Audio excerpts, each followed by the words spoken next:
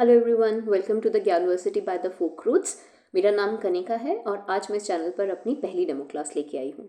The topic जो मैंने choose किया है यहाँ पे वो है the theory on off island biogeography, जो कि यूनिट इकोलॉजी का पार्ट है। ध्यान रखिएगा, ये एक बहुत इंपॉर्टेंट टॉपिक है, इसको स्टार मार्क कर लेंगे। क्यों? क्योंकि यहाँ से क्वेश्चंस बहुत आते हैं। एक या दो क्वेश्चन आप आराम से यहाँ से एक्सपेक्ट कर सकते हैं। और अच्छी बात यह है कि इतना डिफिकल्ट टॉपिक भी नहीं है, it is more towards the average level का टॉपिक। आइए अब इसे स्टार्ट करते हैं और समझते हैं कि ये थ्योरी क्या बात करती है। ठीक है, ये कंसेप्ट जो दिया गया था या ये थ्योरी दी गई थी, it was given by MacArthur and Wilson.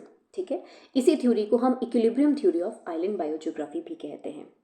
Island क्यों? अब बात करते हैं, ये थ्योरी बात करती है आइलैंड की। अब ये आइलैंड ओशन वाला आइलैंड नहीं है। हाँ, ओशन वाला आइलैंड भी हो सकता है, लेकिन यहाँ आइलैंड का मतलब है एक पीस ऑफ लैंड जो कैसा है, आइसोलेटेड है। मतलब उसके आसपास की जो और लैंड एरिया है, मतलब जहाँ स्पीसीज रहती हैं, वो उससे बहुत ज़्यादा डिस्टेंस पे हैं, दूर है।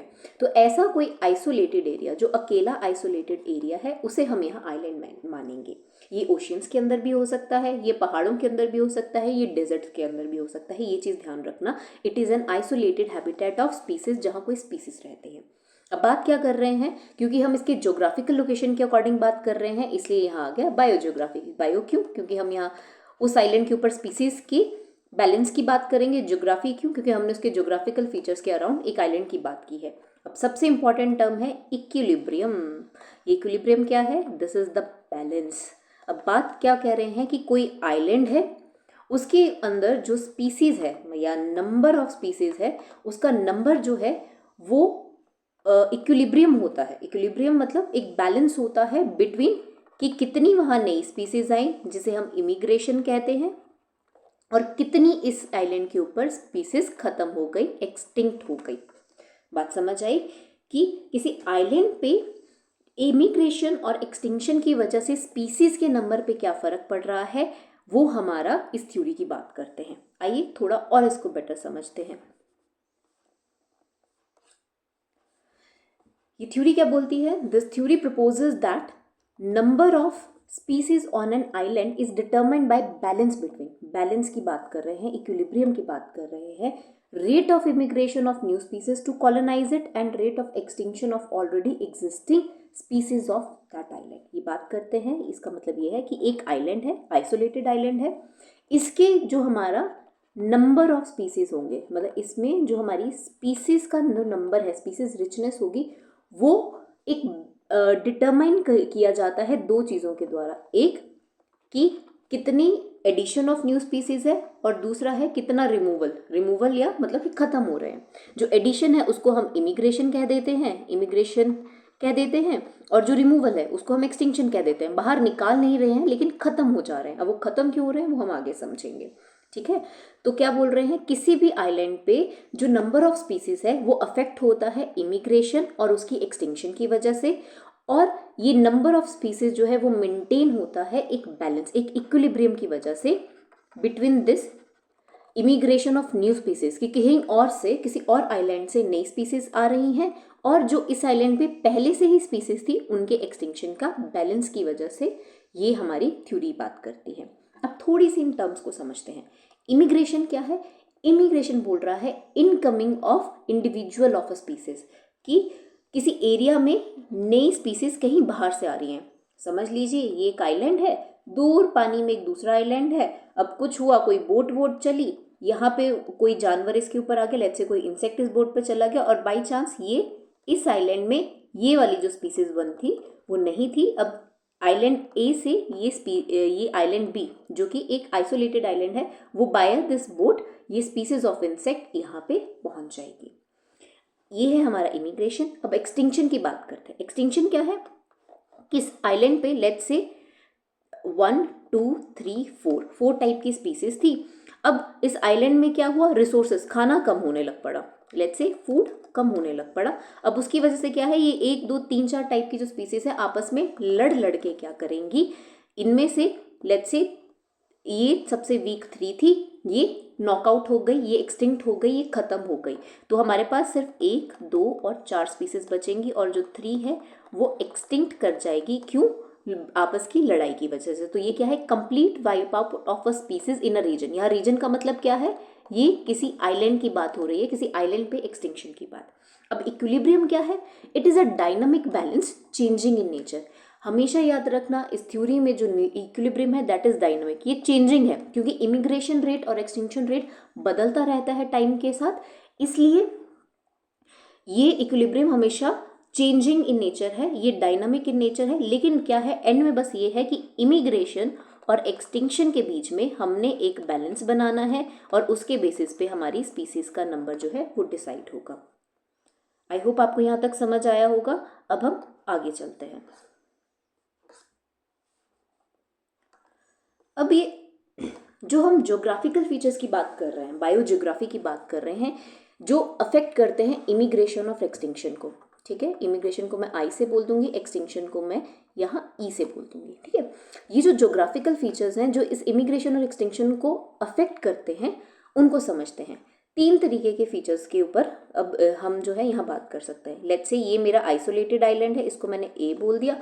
ये इसका कोई दूर, ये कोई और आइलैंड है बी सी डी, ठीक है। अब इसे थोड़ा सा समझते हैं, ठीक है। ए मेरा यहाँ स्टार आइलैंड है, मेरा आइसोलेटेड आइलैंड है। तो कौन कौन से फीचर्स जो हैं इन इमिग्रेशन और एक्सटिंक्शन को अफेक्ट करते हैं।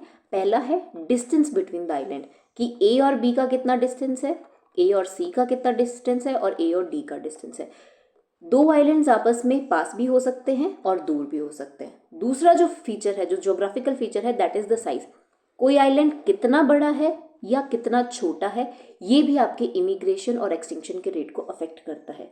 And the last one is the corridor. ये कॉरिडोर क्या है, corridor is just like a bridge, कि एक आइलैंड ये है, दूसरा आइलैंड ये है, क्या इसके बीच में ट्रांसफर का कोई चांस है, बीच में कोई ज़मीन है जो इनको कनेक्ट कर रही है, या फिर इन दोनों में ये इतने दूर दूर हैं कि इन यहाँ से यहाँ जाना इज़ ऑलमोस्ट इम्पॉसिबल। कॉरिडोर नहीं है, या फिर कॉरिडोर प्रेजेंट है कि किसी तरीके का ब्रिजिंग का आपके पास ऑप्शन है कि यहाँ से यहाँ जाया जा सकता है। ये 3 चीज़ें, ये जो 3 ज्योग्राफिकल चीज़ें, आपका डिस्टेंस, आपका साइज और आपका कॉरिडोर की प्रेजेंस, ये अफेक्ट करता है इमिग्रेशन और एक्सटिंक्शन को। आई होप आपको यहाँ तक समझ आ गया होगा। आइए अब आगे चलते हैं। अब हम इमिग्रेशन और एक्सटिंक्शन की बात क्यों कर रहे हैं, यहाँ एक चीज़ बोली जाती है कि जो इमिग्रेशन और एक्सटिंक्शन है ना, ये चेंज करता है हमारी स्पीसीज रिचनेस को। आप इसे स्पीसीज रिचनेस बोल दीजिए, नंबर ऑफ स्पीसीज बोल दीजिए, स्पीसीज पूल बोल दीजिए। किसी भी आइलैंड पे कितनी इमिग्रेशन हुई है या कितनी उसमें से एक्सटिंक्शन हुई है, एक्सटिंक्शन को माइनस से बोलेंगे क्योंकि नंबर ऑफ स्पीसीज कम हो रहा है, इमिग्रेशन से नहीं आपकी एडिशन ऑफ स्पीसीज हो रही हैं, वो हमेशा आपकी स्पीसीज रिचनेस को अफेक्ट करेगा, ठीक है। आप इसे स्पीसीज रिचनेस बोल लीजिए, number of species, species pool, एक ही बात है कि टोटल नंबर ऑफ स्पीसीज उस आइलैंड पे कितनी है। और ये जो चेंजेस हैं, इनको जो है हमेशा हम ग्राफ्स में इस थ्योरी में बताते हैं। याद रखिएगा, इस थ्योरी के मेजॉरिटी क्वेश्चन ग्राफ्स के थ्रू आते हैं, या फिर जो हम आगे उस ग्राफ्स के रिजल्ट आएंगे उनके बेसिस पे क्वेश्चन आते हैं। इस इमिग्रेशन और एक्सटिंक्शन के बेसिस पे कुछ ग्राफ्स बनते हैं, ज्योग्राफिकल जो कंडीशंस थी उनको देखते हुए, और उन ग्राफ्स को अब हम यहाँ पे 1 बाय 1 पढ़ेंगे। आइए आगे चलते हैं। पहला है इमिग्रेशन और हमारी स्पीसीज रिचनेस। यहाँ समझते हैं कि यहाँ इमिग्रेशन का मतलब क्या है, एडिशन ऑफ स्पीसीज। इस आइलैंड पे किसी दूसरे आइलैंड से नई स्पीसीज आई। लेट्स से पहले 4 स्पीसीज थी और अब 1 2 3 करके 3 और स्पीसीज हो गई, टोटल हो गई 7 स्पीसीज। इमिग्रेशन आपकी स्पीसीज रिचनेस को कैसे अफेक्ट करता है उसे समझते हैं। ये जो ग्राफ बनता है इसको थोड़ा सा ध्यान से समझेंगे। इस साइड मेरा रेट ऑफ इमिग्रेशन है, परसेंटेज में लिखा है, इस साइड मेरी स्पीसीज रिचनेस या नंबर ऑफ स्पीसीज है, ठीक है। आप देखेंगे इनिशियली स्पीसीज कम होती हैं और हमारा इमिग्रेशन रेट इनिशियली या तो ज़्यादा होगा, एक एक करके समझते हैं। लेट्स से इसको मैंने 1 बोल दिया, इसको मैंने 2 बोल दिया। ज्योग्राफिकल कंडीशंस के बेसिस पे 2 तरीके का इमिग्रेशन में ग्राफ बनता है। पहला, अगर मेरा आइलैंड दूसरे आइलैंड से, फर्स्ट कंडीशन को यहाँ समझते हैं, मेरा आइलैंड दूसरे आइलैंड से दूर है या बहुत दूर है या छोटा है, मतलब साइज में छोटा है, या फिर ये दूसरे आइलैंड से किसी भी तरीके से कॉरिडोर से नहीं जुड़ता है, तो इसमें जो रेट ऑफ इमिग्रेशन होगा वो हमेशा कम होगा। जितना दूर आपका आइलैंड होगा, जितना छोटा होगा, जहाँ कॉरिडोर नहीं होगा, वहाँ इमिग्रेशन का रेट हमेशा कम होगा। नॉर्मल सी बात है, मैंने यहाँ से यहाँ जाना है, ठीक है, मैं यहाँ हूँ, मैं कहीं नई जगह जाना चाहती हूँ, लेट्स से मैं यहाँ हूँ, मैं यहाँ नई जगह, ये कोई आइसोलेटेड आइलैंड है, मैं यहाँ जाना चाहती हूँ। मैं यहाँ से यहाँ कब जाऊँगी, ठीक है, जब मेरे पास ये जगह पास होगी, क्योंकि मैंने अपना पैसा बचाना है, ठीक है, जब मेरे नियर होगी नई जगह, ठीक है। और दूसरी क्या है, लार्ज होगी। लार्ज होगी तो मतलब मेरे पास वहाँ सेटल होने के लिए जगह ज़्यादा है, अपॉर्चुनिटी ज़्यादा है, ठीक है, और कोई कॉरिडोर होगा, जाना आसान होगा। अगर है ही नहीं, मैं हवाई जहाज़ का टिकट का पैसा ही नहीं ले सकती, तो मैं इस आइलैंड से वहाँ उस आइलैंड तक कैसे जाऊँगी। आप बात समझ रहे हैं। जितना दूर, जितना छोटा और विदाउट कॉरिडोर होगा, वहाँ रेट ऑफ इमिग्रेशन कम होगा, और जितना आपका एक आइलैंड दूसरे आइलैंड से पास होगा, जितना बड़ा आइलैंड होगा, जितना ज़्यादा मतलब कि जहाँ कॉरिडोर की अपॉर्चुनिटी होगी, जहाँ कॉरिडोर प्रेजेंट होगा, वहाँ आपका rate of immigration will be more. लेकिन एक चीज़ याद रखनी है, इनिशियली कुछ भी हो, चाहे ये वाला ग्राफ हो, ये ग्राफ हो, आप एक देखेंगे कि इमिग्रेशन रेट पहले बढ़ता है, इनिशियली ज़्यादा होता है, धीरे धीरे इमिग्रेशन रेट कम हो जाता है। ऐसा क्यों, समझते हैं। इस आइलैंड पे पहले मैंने बात की थी 4 तरीके की स्पीसीज थी, फिर एक आई, 5वीं हो गई, फिर दूसरी आई, 6ठी हो गई, फिर तीसरी आई, 7वीं। जब 8वीं की बारी आई, ठीक है, 7 तक आ गए। अब इस आइलैंड पे भाई खाना भी तो है, इस आइलैंड पे अगर स्पीसीज ने रहना है तो उनका फूड की भी नीड है। अब धीरे धीरे जितनी ज़्यादा नंबर ऑफ स्पीसीज बढ़ेंगी, फूड की रिक्वायरमेंट कम होगी, फूड की रिक्वायरमेंट बढ़ेगी, फूड कम होगा, खाना कम होगा, तो मुझे पता है कि ये स्पीसीज आपस में कंपटीशन होगा, इन स्पीसीज में ये आपस में लड़ेंगी, जिसकी वजह से क्या है, नंबर ऑफ स्पीसीज बोल लीजिए, या इमिग्रेशन रेट कम होगा, ठीक है। अब जो 8वीं है वो यहाँ आने से मना करेगी, क्यों, वो बोलेगी भाई मैं किसी और 8वीं स्पीसीज बोलती है मैं किसी और आइलैंड पे चली जाती हूँ, यहाँ तो भाई बड़ी धक्का मुक्की है, बहुत लड़ाई है, खाना ऑलरेडी कम है, तो मैं यहाँ आके क्या करूँगा, मेरे लिए अपॉर्चुनिटी नहीं है। तो ये चीज़ क्या है, हमेशा याद रखना, जब आपका ग्राफ नीचे को जा रहा होता है, ज़्यादा से कम जा रहा होता है, याद रखना वो हमेशा इमिग्रेशन वाला ग्राफ होता है, और ये एक नेगेटिव स्लोप देता है। अब इसके रिजल्ट्स को थोड़ा सा समझते हैं, क्या चीज़ ये बोलना चाह रहा है। रिजल्ट को वही हमने जो भी पीछे बातें की, जितना पास आइलैंड होगा, more near the island more will be the immigration, मतलब डायरेक्ट रिलेशनशिप डायरेक्टली प्रोपोर्शनल है। जितना नियर होगा उतनी ज़्यादा इमिग्रेशन होगी, जितना ज़्यादा दूर होगा फार होगा उतनी लेस इमिग्रेशन होगी।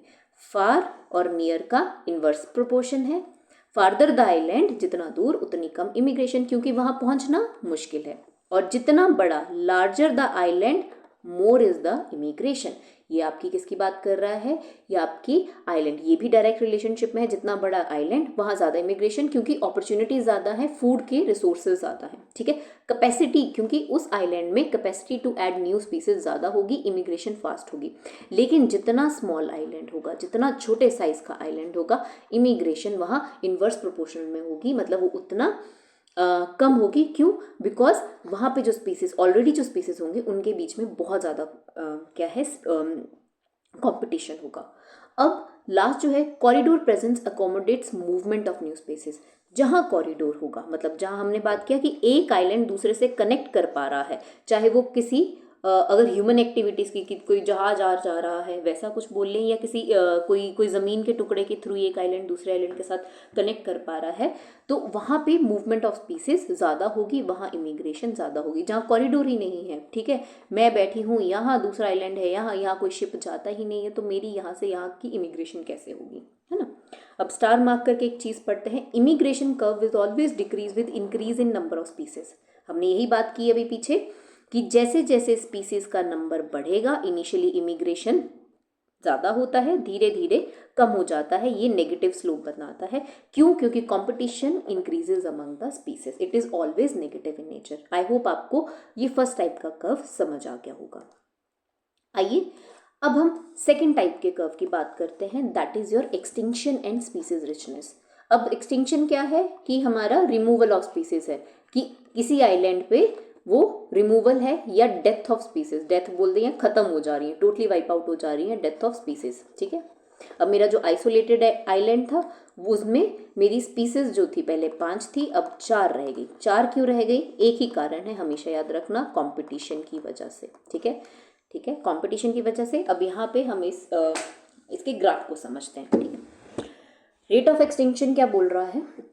इनिशियली रेट ऑफ एक्सटिंक्शन नहीं होता है, कम होता है, क्योंकि अपना इस एरिया में हंसी खुशी 1 2 3 4 5 स्पीसीज हंसी खुशी खेल रही होती है। लेकिन जैसे ही इमिग्रेशन होने लग पड़ेगा, नई स्पीसीज आने लग पड़ेंगी, नंबर ऑफ स्पीसीज जैसे जैसे बढ़ने लग पड़ेगा, ये आपस में लड़ना चालू कर देंगे। क्यों? खाने के लिए, रिसोर्सेज के लिए, रहने के लिए, हवा पानी, जो भी इनको बेसिक चीज़ें चाहिए उसके लिए लड़ना चालू कर देंगे। आपस में कंपटीशन होगा, और जहाँ लड़ाई होती है वहाँ आपको पता है किसी ना किसी की हार होती है। लेट्स से यहाँ पे 3 नंबर वाला खत्म हो गया और 5 नंबर वाला, एंड में आपकी स्पीसीज कम हो जाती है। ठीक है, नंबर ऑफ स्पीसीज में एक्सटिंक्शन हो जाती है, नंबर ऑफ स्पीसीज आपकी डिक्रीज कर जाती है with more increase in species number. ठीक है, अब यही समझते हैं ये ग्राफ को समझते हैं। अगर आपका जितना पास, एक एग्जैक्ट ऑपोजिट टू द पिछले वाले की तरह, जितना पास आपका, एक मिनट मैं जरा से क्लियर कर दूं। हाँ ठीक है, अब हम इसको थोड़ा सा समझते हैं। ये क्या बोल रहा है?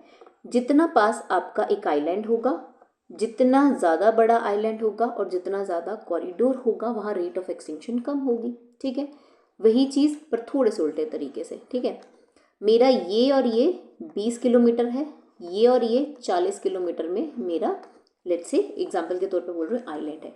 यहाँ पे लेट्स से कंपटीशन स्टार्ट हुआ, 5 स्पीसीज के बीच में कंपटीशन हुआ, यहाँ से एक्सटिंक्ट मरने से बेटर है कि कोई एक स्पीसीज दूसरे आइलैंड पे चली जाएगी। जितना पास होगा रेट ऑफ एक्सटिंक्शन वहाँ कम होगा। लेकिन दूसरा लेट्स से 400 किलोमीटर है, यहाँ 5 स्पीसीज में लड़ाई हो रही है और ये एक बोल रही है मैं जाना चाहती हूँ, लेकिन वो 400 किलोमीटर कवर कैसे करेगी? तो क्या होगा? 5th स्पीसीज जो है वो ऑलरेडी लड़ लुड़ के खत्म हो जाएगी। और अगर कॉरिडोर होता तो बहुत अच्छा होता, कोई एक स्पीसीज चली जाती, कंपटीशन ही खत्म हो जाता, लड़ाई खत्म हो जाती। तो जितना नियर, जितना लार्ज और जहाँ कॉरिडोर प्रेजेंट होता है वहाँ पे आपका रेट ऑफ एक्सटिंक्शन कम होता है। एग्जैक्ट ऑपोजिट, जितना दूर आपका कोई आइलैंड होगा, जितना छोटा आइलैंड होगा, छोटे आइलैंड में कंपटीशन ज़्यादा होगा, जगह कम होगी, और जहाँ कॉरिडोर नहीं होगा वहाँ rate of extinction will be less. और ये कैसी स्लोप देता है? ये देता है आपकी पॉजिटिव स्लोप। पॉजिटिव स्लोप क्यों है? क्योंकि ये हमेशा ऐसे जा रही है, पहले एक्सटिंक्शन जो है वो कम है, बाद में extinction with number of species बढ़ने से आपका क्या होता है? बढ़ जाता है। ठीक है, अब हम रिजल्ट्स इसके देखते हैं, फिर हमें बेटर समझ आ जाएगा। सीधा क्लियर कट उसमें रखा है। ठीक है, near the island less extinction, मतलब जितना पास होगा उतना कम एक्सटिंक्शन होगा। यहाँ आपका इन्वर्स रिलेशनशिप है, जितना दूर आइलैंड होगा, जितना फार्दर आइलैंड होगा उतनी ज़्यादा एक्सटिंक्शन होगी। ठीक है, यहाँ आपका डायरेक्ट रिलेशनशिप है। Larger the island lesser the extinction, inverse proportion. Smaller the island more the extinction, जितना छोटा आइलैंड होगा उतने ज़्यादा लोग होंगे, उतनी ज़्यादा लड़ाइयाँ होंगी, उतने ज़्यादा एक्सटिंक्शन का आपके चांसेस होंगे। जहाँ कॉरिडोर होगा वहाँ कम एक्सटिंक्शन होगी, बिकॉज आपको ट्रांसफ़र एक जगह से दूसरी जगह जाना ज़्यादा आसान होगा। लेकिन जहाँ कॉरिडोर नहीं है वहाँ आपके एक्सटिंक्शन के चांसेस ज़्यादा है। अब हमेशा स्टार मार्क करके जो पॉइंट लिखा है, extinction curve will always increase with the increase in species. ठीक है, ये हमेशा इंक्रीज करता है, मतलब पॉजिटिव कर्व देता है, exact opposite to the immigration. हमने क्या पढ़ा? इमिग्रेशन कर्व नेगेटिव स्लोप देता है, पहले ज़्यादा होता है फिर कम हो जाता है। वहीं जो एक्सटिंक्शन कर्व है पहले कम होता है फिर ज़्यादा हो जाता है। अब नाउ फाइनली हमने इमिग्रेशन और स्पीसीज रिचनेस को पढ़ लिया, हमने एक्सटिंक्शन और स्पीसीज रिचनेस को पढ़ लिया। एंड में जो आता है ये हमारा फेवरेट ग्राफ है, यहाँ से बहुत क्वेश्चन बनते हैं, पूरा का पूरा ऐसा ग्राफ आ जाता है और कुछ भी बोल लेते हैं कि भाई ये पॉइंट, ये लाइन किसको बता रही है, ये लाइन किसको बता रही है। इसको थोड़ा सा समझते हैं। जब हम तीनों की बात करते हैं, ये है rate of change of number of species, ये मतलब इमिग्रेशन एक्सटिंक्शन को बता रहा है, और ये हमारा पता है ये हमारी स्पीसीज रिचनेस है, नंबर ऑफ स्पीसीज प्रेजेंट है। अब हम इसको देखें, अगर हम जितना पढ़ा है, अगर मैं इस चीज़ को ढक दूं तो मुझे पता है पहले जो चीज़ ज़्यादा है बाद में कम हो जा रही है। क्या पहले ज़्यादा थी? इमिग्रेशन इनिशियली ज़्यादा होती है, with number of increase in number of species वो कम हो जाती है। दिस इज द इमिग्रेशन वाला पार्ट। ठीक है, और पहले जो चीज़ कम है बाद में बढ़ रही है, positive curve, this is the negative curve, this is the positive curve, ये मेरी एक्सटिंक्शन ऑफ एग्जिस्टिंग स्पीसीज को बताती है। ठीक है, याद है हमने इनिशियली एक चीज़ वर्ड यूज़ किया था, इक्विलिब्रियम, था ना, यही है वो।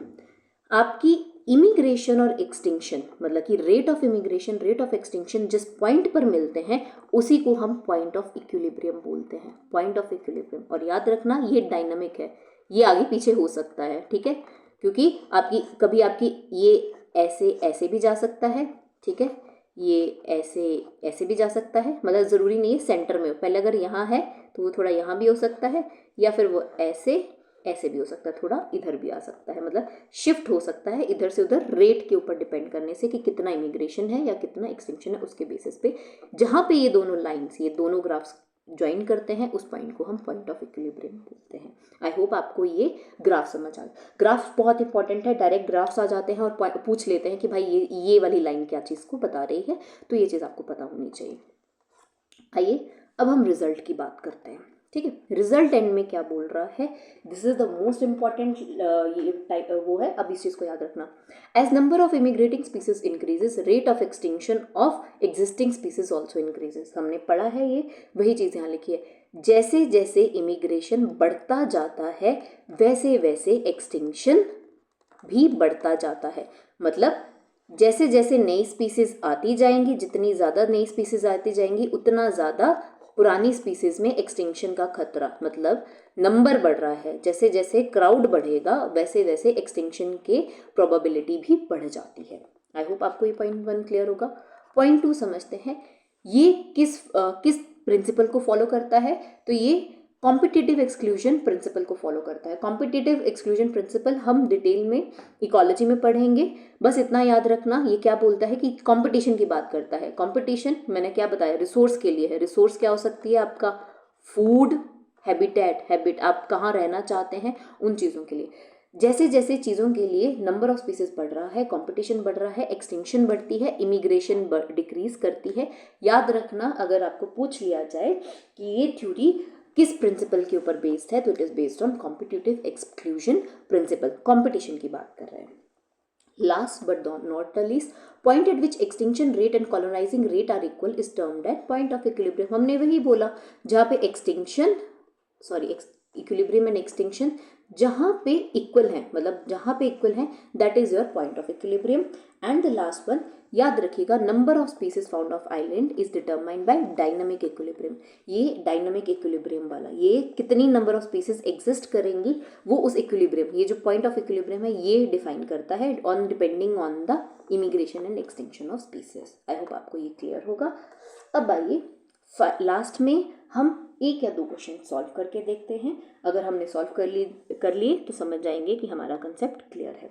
क्वेश्चन क्या बोल रहा है, as the number of species on island increases. पढ़ते हैं क्या बोल रहा है कि नंबर ऑफ स्पीसीज जो है मेरे पास बढ़ रहा है, what happens to the rate of immigration and rate of extinction.